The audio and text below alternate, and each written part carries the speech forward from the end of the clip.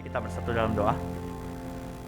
Bapa, kami mau menyerahkan diri kami di dalam karya-Mu. Kami mau percaya, kami mau menjalani, kami mau mengikuti apa yang Engkau kehendaki dalam hidup kami. Berikan kami hati yang tunduk, agar kami bukan hanya dapat menyampaikan hal tersebut melalui bibir kami, namun kami dapat menyampaikannya melalui cara hidup kami. Melalui bagaimana kami hidup, melalui bagaimana kami berelasi, melalui bagaimana kami menjalani setiap inci kehidupan dalam kehidupan kami. Terima kasih ya Bapa, kami menyerahkan diri kami sepenuhnya dalam waktu pemberitaan firman ini. Urapi hamba-Mu, urapi setiap kami, agar kami semua dapat tunduk di bawah kebenaran firman-Mu saja. Hanya dalam nama Tuhan Yesus Kristus kami berdoa dan kami berserah. Amin.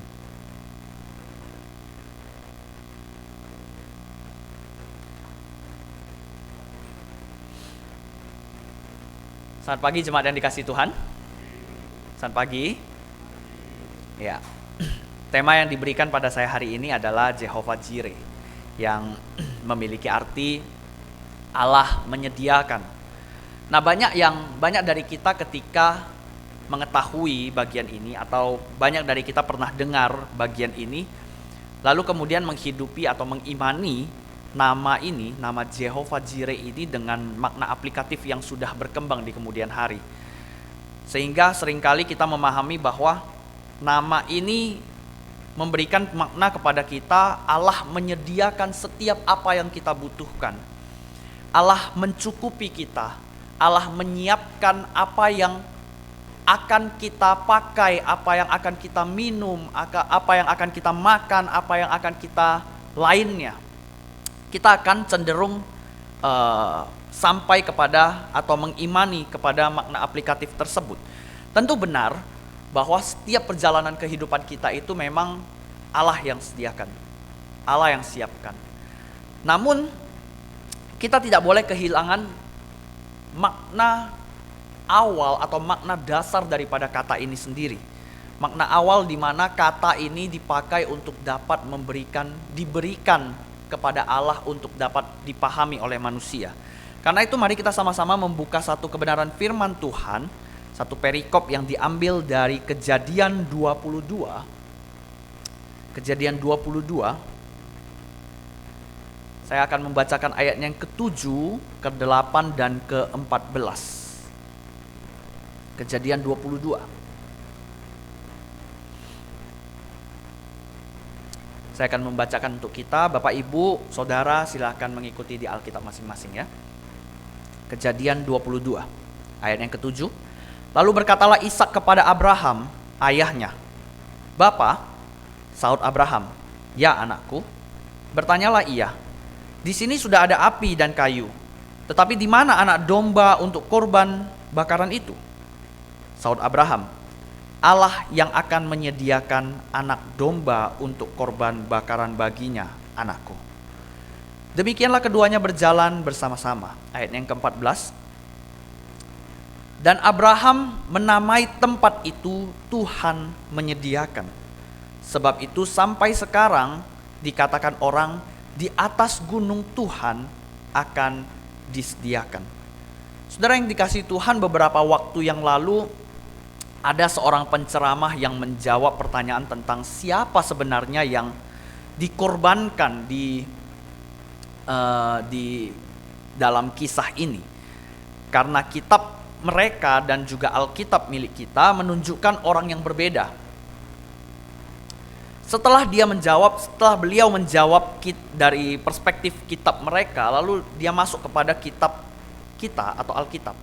Dan kemudian penceramah ini mengatakan sebenarnya dalam Alkitab itu merujuk kepada Ismail.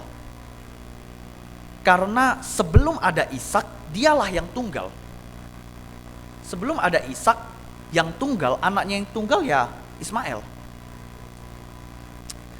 Saudara, ketika mendengar jawaban itu secara tidak langsung sebenarnya saya tergelitik dan secara tidak langsung memberitahukan bahwa dia tidak membaca dengan benar apa yang sedang ingin disampaikannya. Alkitab jelas sekali memperlihatkan bahwa narasi tentang Ismail itu sudah terjadi di bagian sebelumnya. Ismail itu sudah meninggalkan keluarga Abraham di 2 paragraf sebelumnya. Setelah itu, maka kita tahu bahwa satu-satunya anak yang ada dalam keluarga itu dalam Alkitab kita, jelas sekali hanya Ishak. Ismail sudah tidak ada di rumah itu. Dia tidak lagi tinggal bersama-sama dengan Abraham. Jelas sekali ini memperlihatkan bahwa tanpa tafsiran pun kita bisa melihat bahwa gak ada lagi Ismail di sana. Dan tanpa tafsiran pun, asalkan pembicara itu atau penceramah itu melihat atau membaca dengan baik-baik Alkitab, maka dia akan melihat bahwa Alkitab jelas sekali memperlihatkan Ismail sudah tidak ada di sana. Jadi tidak mungkin Ismail lah yang dipersembahkan dalam Alkitab. Dan di saat yang bersamaan bukan hanya tergelitik dengan jawaban dari penceramah itu, di saat yang bersamaan memperlihatkan adanya orang-orang Kristen yang malas membaca Alkitab. Malas membaca Alkitab dengan benar. Karena jawaban yang jelas sekali tidak sesuai dengan Alkitab, mengada-adakan tentang Alkitab, bisa menggoncangkan orang-orang Kristen ketika mendengarkannya. Aneh sekali. Padahal sebenarnya dalam Alkitab jelas sekali diperlihatkan hal tersebut. Satu-satunya kemungkinan yang memperlihatkan kepada kita adalah orang-orang Kristen kemungkinan sudah malas membaca Alkitab, sehingga gak tahu bahwa Ismail udah gak ada di rumah itu. Ismail gak ada lagi di keluarga itu. Apalagi kemalasan-kemalasan orang Kristen ini biasanya apalagi ketika sudah melihat satu bagian atau satu cerita yang pernah didengarnya, yang tidak asing di telinganya. Nah, di sekolah minggu itu ketika guru-guru mengajar, bercerita, bagian-bagian yang diambil selalu kan ambil yang bagian-bagian yang ringan, kisah-kisah yang ringan, supaya anak-anak mudah untuk mengerti dan mengingatnya. Terkadang seringkali anak-anak itu ketika kita cerita, mereka akan jawab, saya sudah pernah dengar tuh ceritanya. Saya sudah pernah dengar tuh cerita yang Lausa sampaikan. Kemarin saya dengar, tahun lalu saya dengar. Dan kadang-kadang ketika dia menyampaikan atau anak-anak itu menyampaikan, seringkali dia menyampaikan karena dia merasa dia sudah tahu cerita itu. Sehingga ada beberapa anak-anak yang ketika mengatakan hal tersebut, dia tidak lagi ingin mendengarkan hal yang sama. Dia tidak lagi ingin mendengar cerita yang sama. Dan ternyata kebiasaan itu juga ada di dalam orang-orang Kristen dewasa. Ketika kita membaca seperti bagian yang barusan saja kita baca, Abraham mempersembahkan Ishak. Sudah berapa kali kita mendengar ini?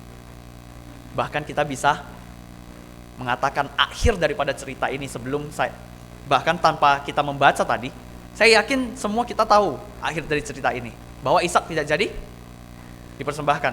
Yang dipersembahkan adalah domba. Tanpa membacanya sekali lagi, kita bisa tahu itu.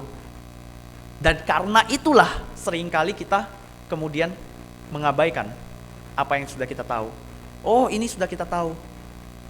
Ya udah, lewatkan aja. Lanjut ke paragraf selanjutnya atau lanjut ke kisah selanjutnya.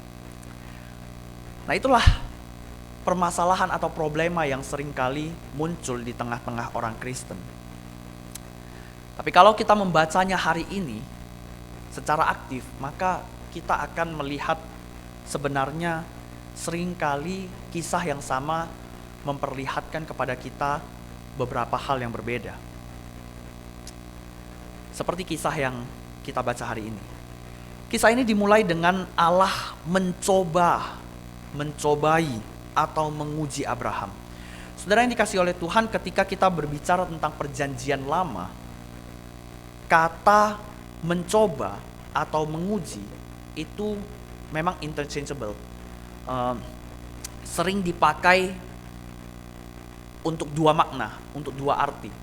Kadang diterjemahkan di Perjanjian Lama itu sebagai mencoba, mencobai. Di sisi lain kadang-kadang diterjemahkan sebagai menguji dalam bahasa Indonesia. Itu diterjemahkan dengan dua hal itu.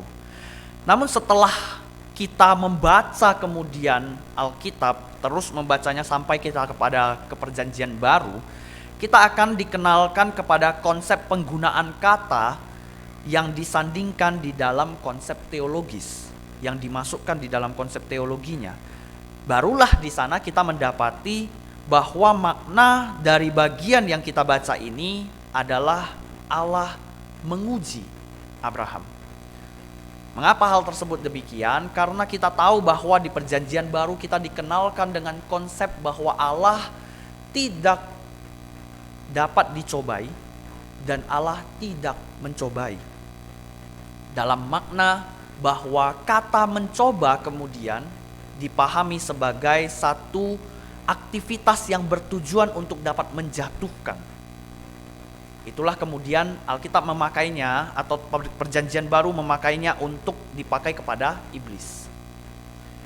Nah, di dalam Perjanjian Baru kita baru mendapat konsep ini. Tapi di Perjanjian Lama kita belum mendapat konsep ini. Jadi apakah sah-sah saja dipakai dengan kata mencoba? Boleh. Tapi kita harus pahami ini dari konsep teologis bahwa ini adalah yang dimaksud dengan menguji. Allah ingin menguji Abraham. Lalu pertanyaannya, apa yang sedang Allah uji dari Abraham? Kita tahu jelas. Kalau kita membaca kisah ini, kita tahu dengan jelas bahwa apa yang diuji adalah imannya Abraham. Untuk apa Allah menguji Abraham? Apalagi kalau kita tahu bahwa Allah itu Maha Tahu. Kan Allah Maha Tahu. Ngapain Allah uji Abraham? Allah tahu dong bahwa Abraham pasti beriman.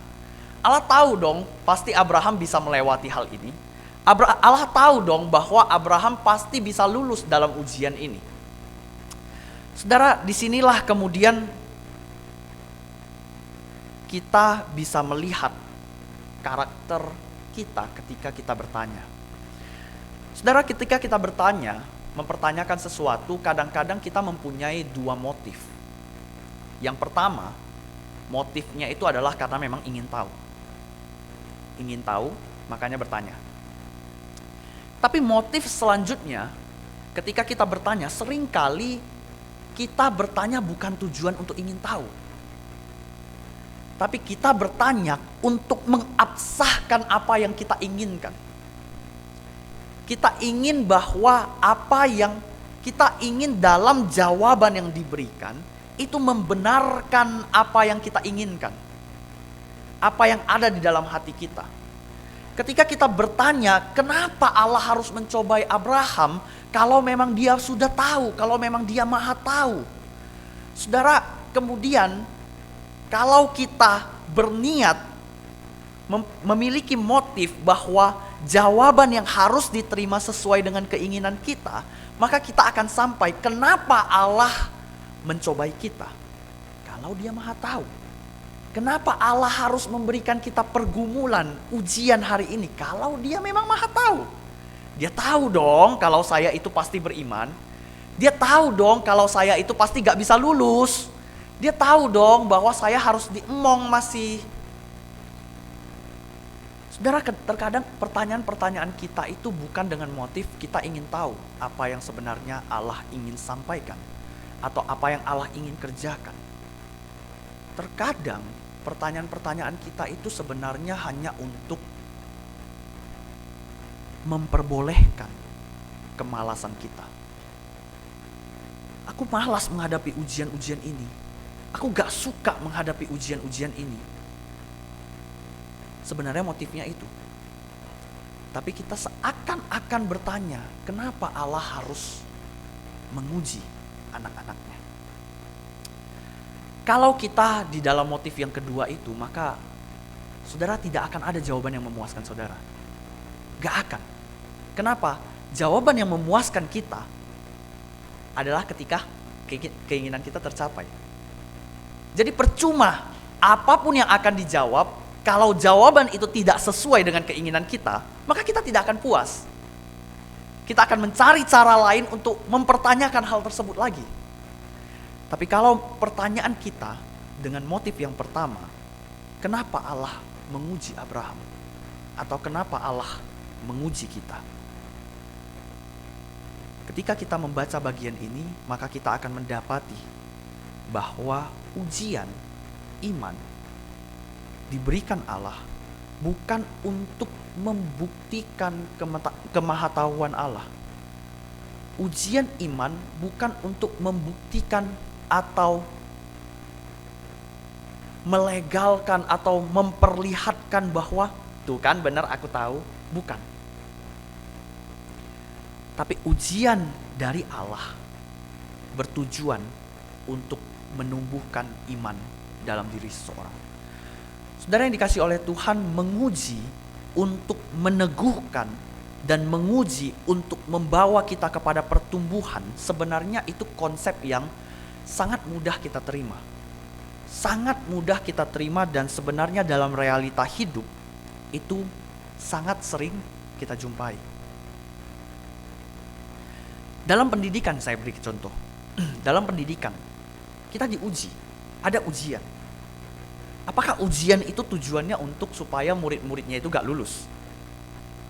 Apakah ujian itu diberikan kepada murid-murid dengan tujuan bahwa murid-muridnya nanti tinggal kelas? Atau didapati ternyata muridnya itu, atau untuk membuktikan bahwa muridnya itu dalam tanda kutip bodoh? Apakah itu tujuan ujian di dalam sekolah? Saudara, saya yakin kita semua tahu, ketika kita sudah melewati masa-masa sekolah, kita pasti tahu bahwa ujian itu memang dimaksudkan untuk memperlihatkan bahwa oh ternyata kita sudah bisa bagian ini. Mengabsahkan, nah ini nih, kita bisa bagian ini. Mengabsahkan kepada siapa? Bukan kepada guru, tapi kepada diri kita. Diri kita sendiri yang melewati ujian itu. Oh, saya sudah bisa ternyata bagian ini. Saya diuji bagian ini, memperlihatkan bahwa ternyata saya sudah mampu untuk melewati persoalan-persoalan seperti ini.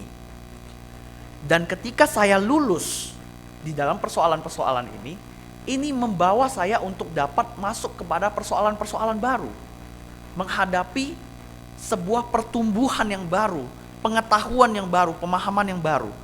Dan kita sebenarnya tahu dan menerima itu. Tapi kita tidak bisa menerima konsep itu terjadi di dalam kehidupan kita.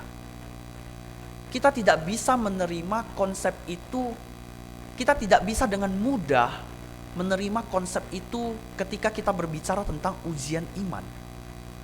Kita sering kali menganggap bahwa ujian itu sebagai bentuk dosa. Sehingga kerap kali ketika kita menghadapi pergumulan, kerap kali ketika kita menghadapi ujian-ujian yang ada dalam kehidupan kita, kita selalu mengeluh dan bertanya, kenapa Tuhan, apa dosaku? Apa salahku sehingga aku harus menghadapi ujian seperti ini? Kita selalu memperlihatkan ujian atau menempatkan ujian sebagai akibat daripada dosa. Sehingga ketika kita memulai ujian-ujian dalam kehidupan kita, kita tidak pernah bisa bersyukur. Tidak pernah. Kita akan mengeluh. Kita akan mempertanyakan apa maksud Tuhan. Dengan makna mempertanyakan kenapa Tuhan harus memberikan ini kepadaku. Kita harus terus mempertanyakan di mana dosaku. Kita akan terus mempertanyakan itu. Apakah selalu melulu ujian berbicara tentang akibat daripada dosa? Saudara, kalau kita mengatakan bahwa ujian datang selalu karena diakibatkan dengan dosa, diakibatkan oleh dosa kita, maka kita akan tersandung dengan pertanyaan, kenapa Tuhan Yesus diuji ketika dia melayani di tengah-tengah dunia? Apakah Tuhan Yesus berdosa? Saudara, tidak kan? Maka kita bisa pahami bahwa ujian itu bukan bertujuan untuk memperlihatkan keberdosaan kita, bukan. Ujian itu membawa kita untuk dapat mempertanyakan iman kita. Apakah kita sudah teguh di sana? Apakah kita sudah siap untuk bertumbuh di dalam part itu, bagian itu? Di sanalah kita melihat bahwa Abraham menerima ujian ini, menjalani ujian ini dengan penuh ucapan syukur. Sehingga di akhir daripada ujian yang dijalaninya ini, dia memperoleh pertumbuhan dalam pengenalan akan Allah. Dia dapat menyebutkan satu kata yang baru pada saat itu, yaitu Jehovah Jireh, Allah menyediakan. Justru ketika ada ujian, Abraham mengalami pertumbuhan iman dan dia dapat menyebutkan Jehovah Jireh yang hari ini bisa kita pahami. Lalu apa sebenarnya maksud Jehovah Jireh ketika Abraham menyampaikan bagian itu? Saudara, kita tahu bersama bahwa kisah ini terjadi sebelum adanya aturan tentang korban persembahan.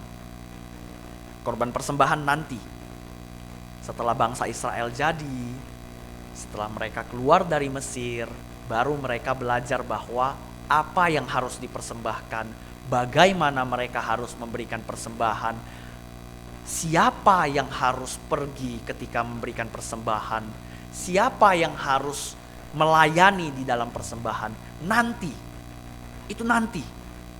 Di zaman Abraham itu belum ada aturan itu. Namun Bapak Ibu yang dikasihi oleh Tuhan, ketika kita berpikir bahwa belum ada loh aturan itu, ketika kita membaca secara aktif bagian ini, kita melihat loh, aturan tentang persembahan kan belum ada. Tapi kenapa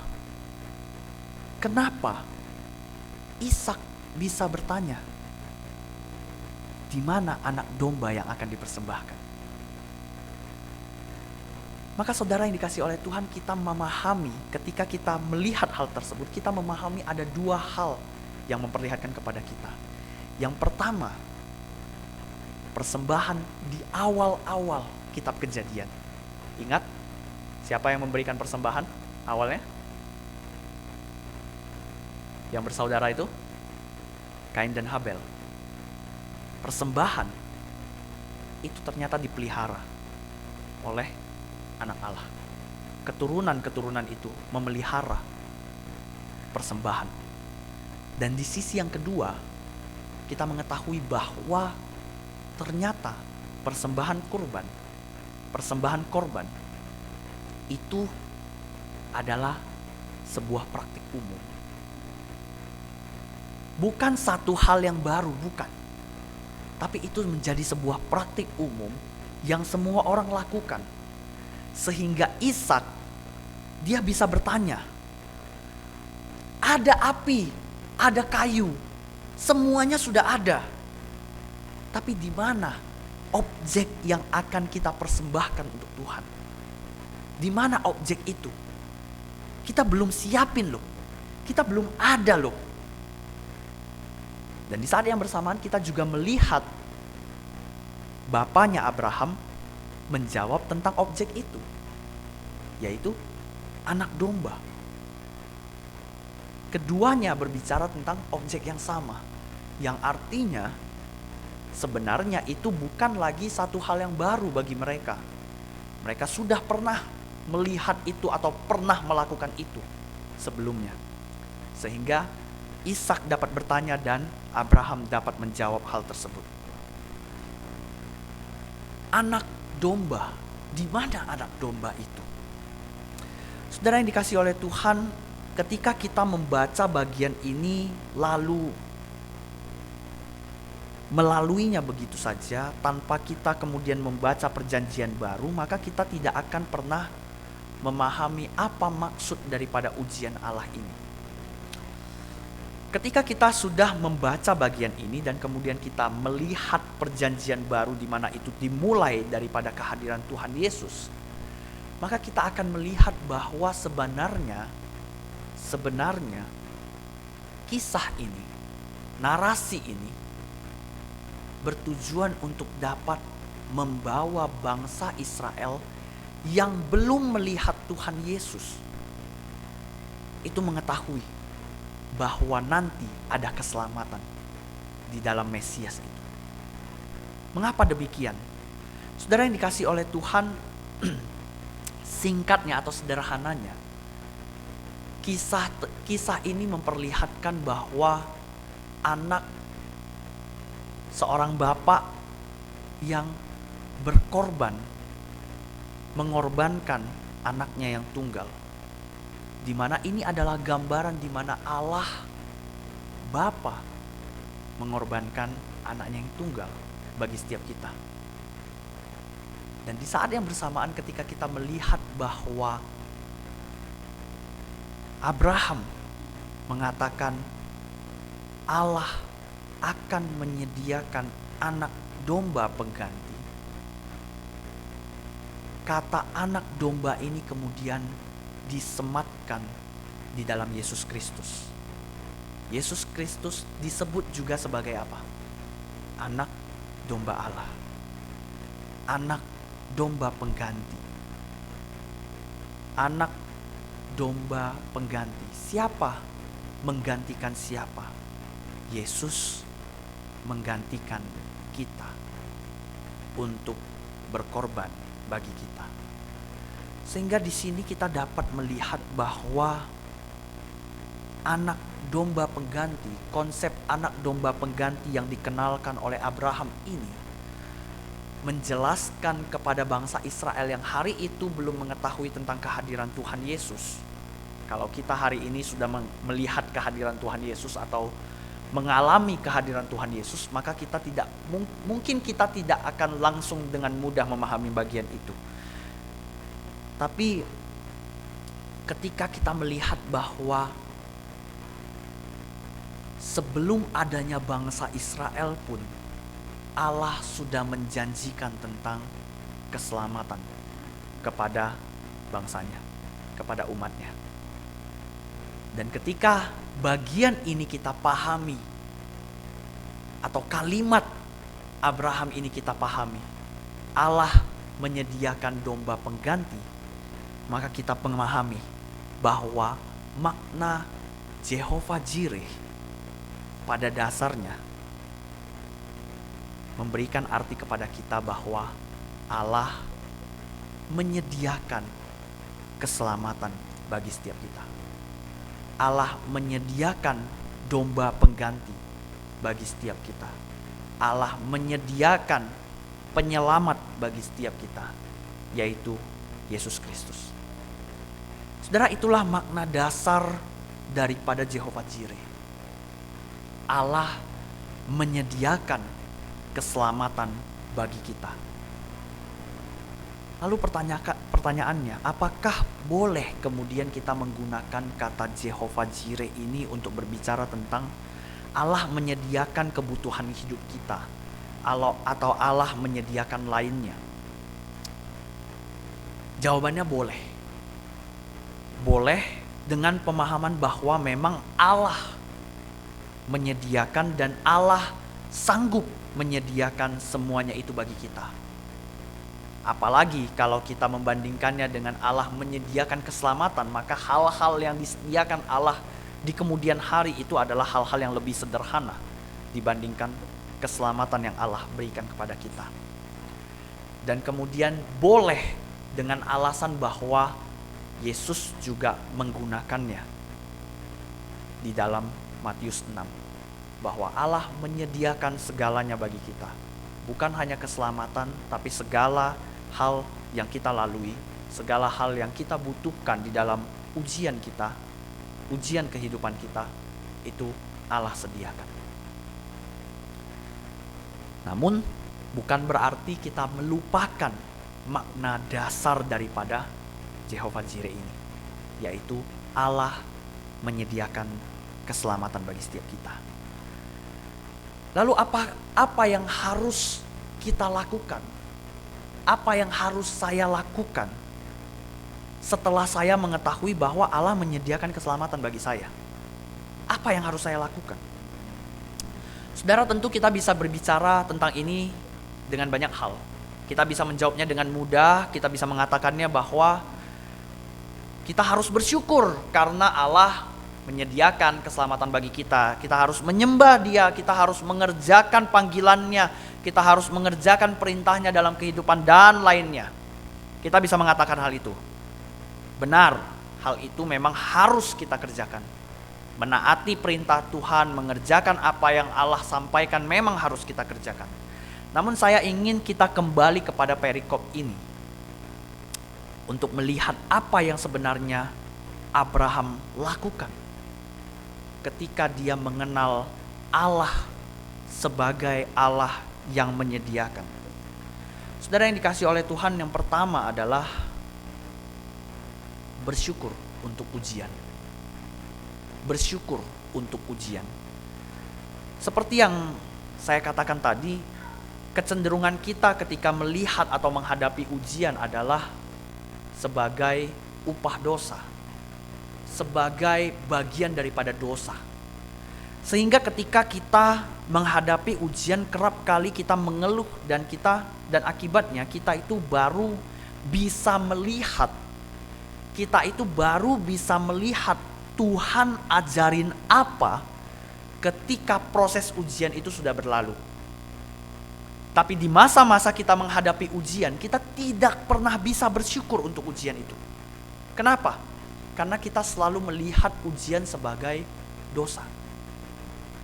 Maka ketika kita menghadapi ujian, kerap kali kita hanya menghadapinya dengan mengeluh. Yang bukannya membantu, kita malah memberatkan kita. Sudah kita menghadapi ujian itu dengan berat, kita harus menghadapi hati kita yang cenderung mengeluh ini, yang semakin memberatkan kita. Ketika kita menghadapi ujian, kita tidak boleh melihat itu hanya sebagai dosa dan dosa.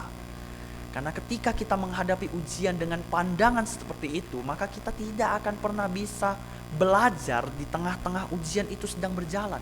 Gak akan pernah. Saudara, ketika kita berada di bangku sekolah, ketika kita sebagai siswa, mahasiswa, kita tidak pernah bisa, atau beberapa mungkin bisa, kita cenderung melihat ujian dengan mengeluh, bukan? Ketika kita sebagai siswa, kita mengeluh, ngapain ada ujian-ujian ini?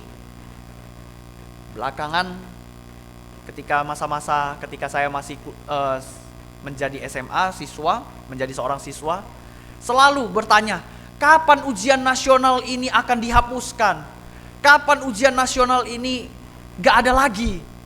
Kenapa aku harus terus menghadapi ujian-ujian? Udah ada ujian sekolah, ujian semester, ujian nasional lagi. Banyak sekali ujian. Tidak bisa menghargai keberadaan ujian itu. Tidak bisa mensyukuri kehadiran ujian itu. Sehingga ketika kita berada di bangku siswa, kita cenderung berpikir bahwa cepat-cepatlah aku selesai dari sekolah ini. Cepat-cepatlah aku selesai masa SMA ini, SMP ini, kuliah ini. Cepat-cepatlah aku dewasa. Padahal ketika kita dewasa nanti, kenapa cepat kali aku dewasa? Kenapa aku tidak menikmati momen-momenku ketika aku berada di bangku sekolah, ketika aku sebagai siswa? Karena ternyata kita melihat bahwa realita hidup kita setelah kita selesai ujian bukannya lebih ringan. Setelah kita selesai sebagai siswa bukannya lebih ringan, lebih berat. Lebih berat. Dan kita merindukan hal-hal yang begitu ringan yang kita hadapi ketika kita masa-masa sekolah. Tapi kita tidak bisa mensyukuri itu ketika kita berada di sana. Kenapa? Karena kita melihat ujian dengan kacamata dosa. Kita melihat hari-hari kita menghadapi, hari-hari kita melalui setiap detik yang ada di bangku sekolah itu sebagai satu hal yang menyakitkan, satu hal yang mengekang, satu hal yang mengganggu kita. Sehingga kita tidak bisa mensyukuri itu. Maka kita melalui hal itu dengan remeh. Kita melaluinya ingin cepat-cepat selesai. Saudara, sama halnya ketika kita menghadapi ujian dalam kehidupan kita. Saudara pernah melihat atau mengalami ujian dalam kehidupan? Ujian yang ini dilalui, ujian yang datang kemudian lebih ringan dari ujian yang sebelumnya? Saudara pernah merasakan itu?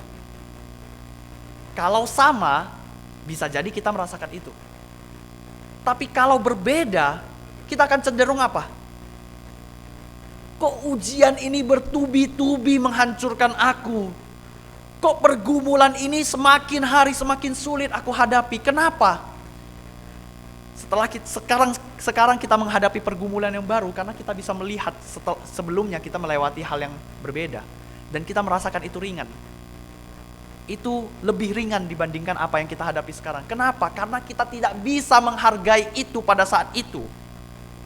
Kita tidak bisa menghargai pergumulan, kita tidak bisa menghargai ujian pada saat proses kita menghadapi ujian itu. Di sanalah kita tidak akan pernah bisa berjumpa dengan Allah dalam pergumulan. Gak akan pernah bisa. Kita hanya akan berjumpa dengan Allah dengan makna yang remeh. Kita hanya akan mengatakan ketika sharing mungkin di persekutuan, kita hanya bisa mengatakan bahwa saya bersyukur saya bisa melewati ujian itu. Kita tidak pernah mengatakan bagaimana Allah mengerjakan sesuatu di dalam ujian itu.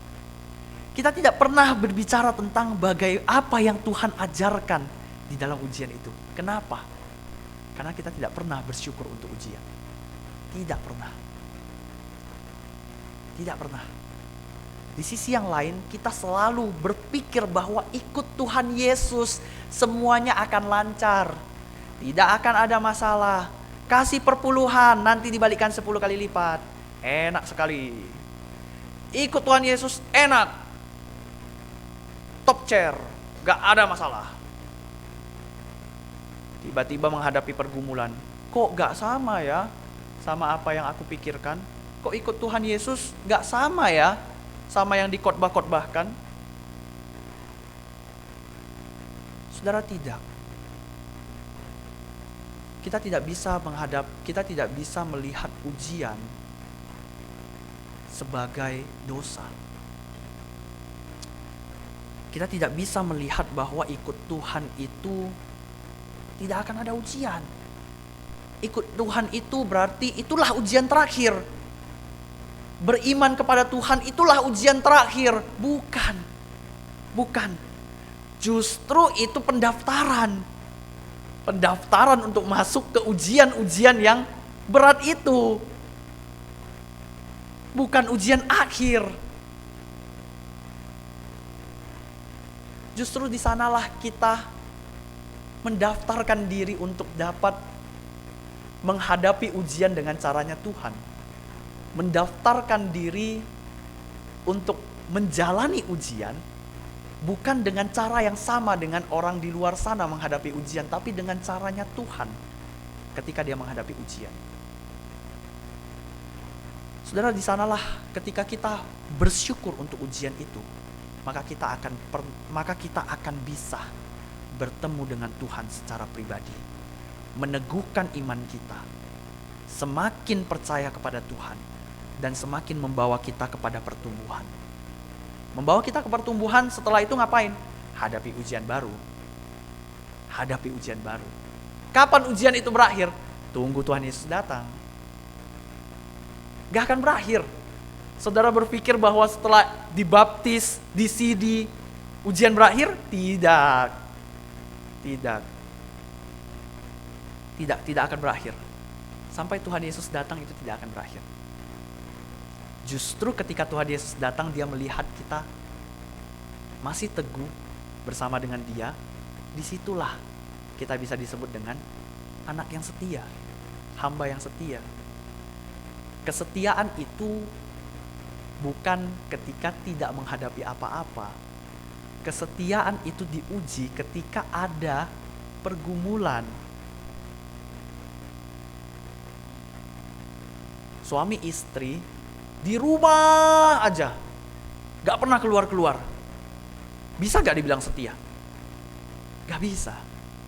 Justru ketika ada di luar, ibu-ibu melihat bapaknya, ada cewek cantik lewat, bapaknya tidak noleh, lihat ke istrinya. Baru senang kan? Baru senang. Bukan ketika di rumah lihat-lihat istrinya senang, enggak. Justru ketika ada pergumulan, ada ujian, baru kita bisa merasa senang. Kita baru bisa merasakan kesetiaan. Tapi tentu juga bukan berarti kita bawa pasangan kita ke tempat yang banyak pergumulannya, itu ya kita mencobai diri ya namanya ya. Bukan seperti itu ya. Hal yang kedua, selain mensyukuri ujian, hal yang kedua dan yang terakhir adalah berpikir dalam beriman. Tidak bisa jalan? Berpikir dalam beriman. Nah, ketika kita mendengar kata ini, kita mungkin menerjemahkan, ujian-ujian jalani aja, percaya aja. Dalam ujian itu Tuhan pasti akan menolong, Tuhan pasti akan membantu. Tidak, bukan seperti itu. Itu adalah itu adalah kepercayaan yang buta, iman yang buta. Saya percaya bahwa Tuhan akan menolong kita membangun gereja baru, tapi kita tidak ada usaha apa-apa. Itu iman yang buta. Itu kepercayaan yang buta. Percaya aja, doa, puasa, doa tiap hari, baca kitab suci terus. Percaya Tuhan pasti akan mencukupkan tanpa kita berusaha apa-apa, tanpa kita ngapa-ngapain. Kita hanya ngasih tahu bahwa percaya aja Tuhan akan mencukupkan. Kita hanya bisa ngomong kayak gitu. Itu namanya iman yang buta, kepercayaan yang buta. Saudara, kekristenan tidak pernah mengajarkan iman yang buta. Termasuk di zamannya Abraham, tidak pernah iman itu disebut dengan kepercayaan yang buta. Justru iman itu adalah kepercayaan yang berasio, berpikir. Saudara, mungkin bagian yang kita baca dalam kitab Kejadian, kita tidak akan melihat terang itu. Tapi ketika kita membaca perjanjian baru, Roma, Ibrani, Injil, kita akan melihat bagaimana Abraham ketika dia menghadapi ujian ini bukanlah berjalan dengan kepercayaan buta. Saya jalan aja, saya bawa aja Ishak kepada Tuhan. Nanti Tuhan akan kasih jalan keluar. Enggak. Nanti Tuhan akan cukupkan. Nanti Tuhan akan ganti. Saya percaya aja, saya jalan aja kayak gitu. Enggak. Kalau kita membaca Roma dan Ibrani, kita akan menemukan bahwa pada saat ujian, Abraham itu ingat tentang janji keturunan. Dia ingat tentang janji keturunan. Ketika sebelum dia menghadapi ujian dia sebelumnya, Allah menjanjikan tentang keturunan kepadanya. Melalui siapa? Anak perjanjian. Siapa anak perjanjian? Ishak.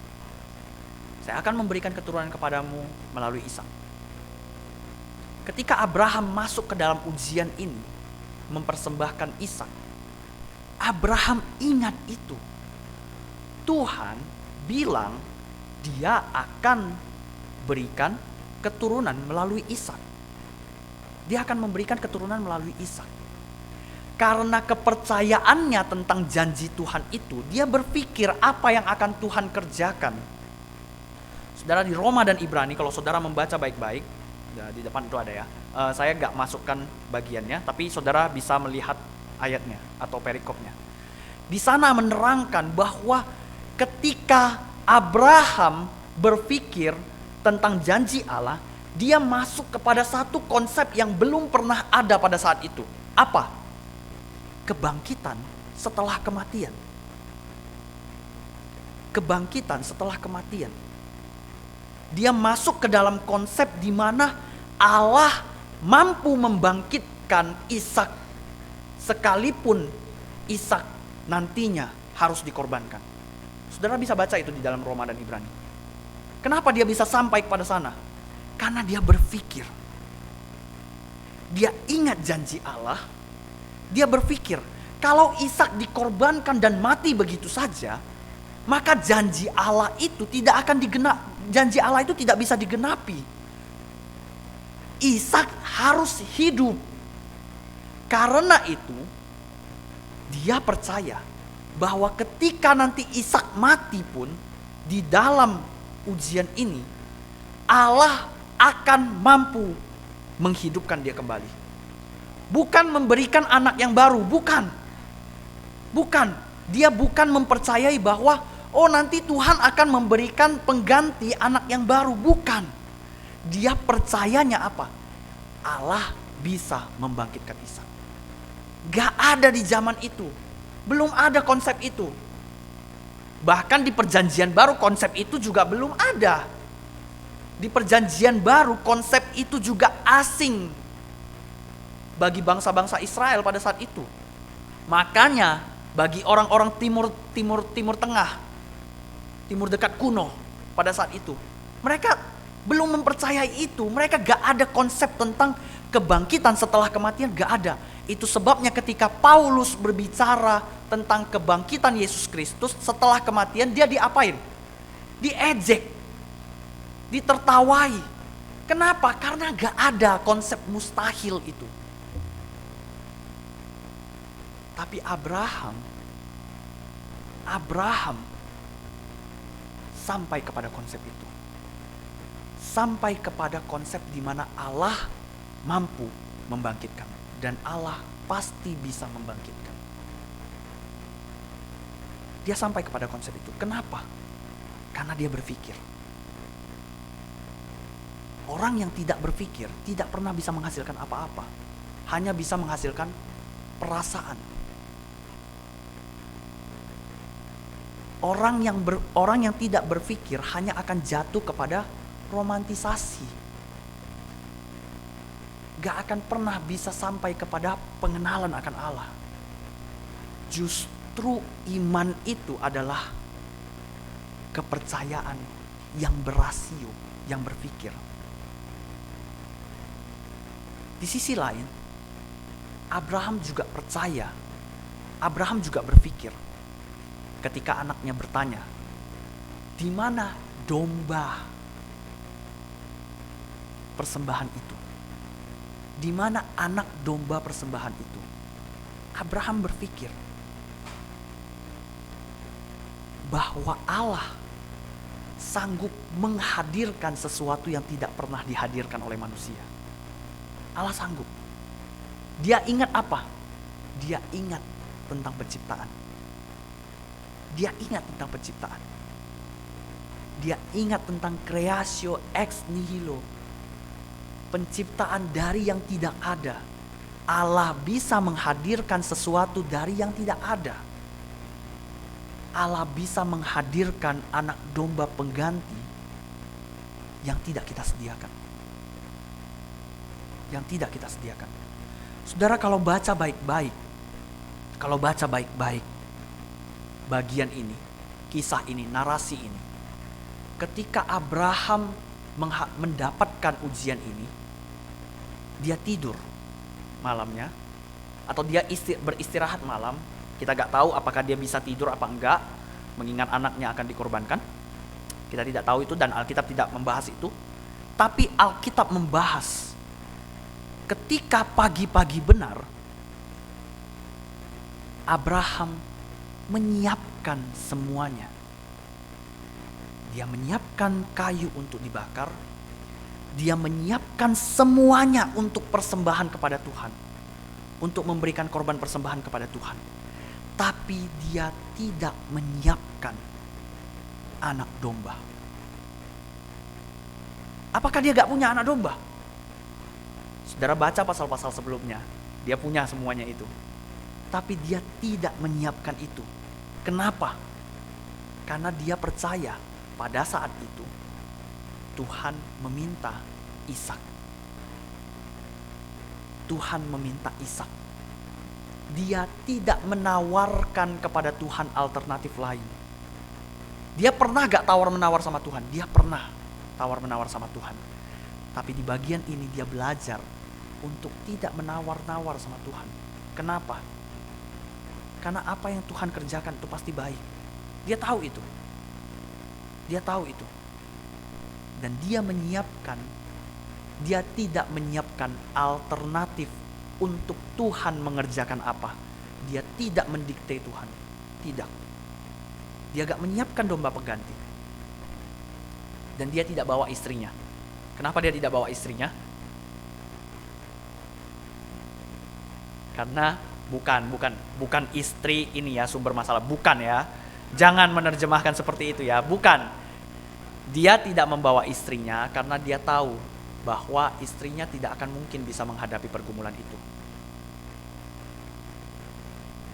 Itu sebabnya dia tinggalkan. Tapi bukan berarti dia meninggalkan untuk selamanya, karena nanti dia kembali sama istrinya.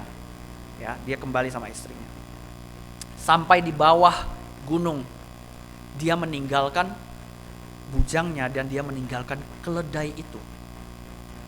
Kenapa dia meninggalkan bujangnya? Karena dia tahu bahwa bujangnya juga tidak siap menghadapi ujian itu. Dia tidak siap menghadapi ujian itu. Bisa jadi ketika sampai ke atas, ketika Abraham hendak mengangkat pisaunya dan kemudian hendak untuk mengorbankan Ishak, bisa jadi bujangnya itu akan foto dan masukin ke sosmed. Enggak ya. Dia mungkin akan meronta-ronta, mungkin akan mencegah Abraham untuk dapat membunuh anaknya. Karena dia tahu bahwa mereka sudah tua, mereka sudah tidak mungkin lagi memiliki anak. Hanya satu-satunya Ishak, anaknya mereka. Dan dia meninggalkan keledainya. Kenapa? Karena dia tidak membangun alternatif itu.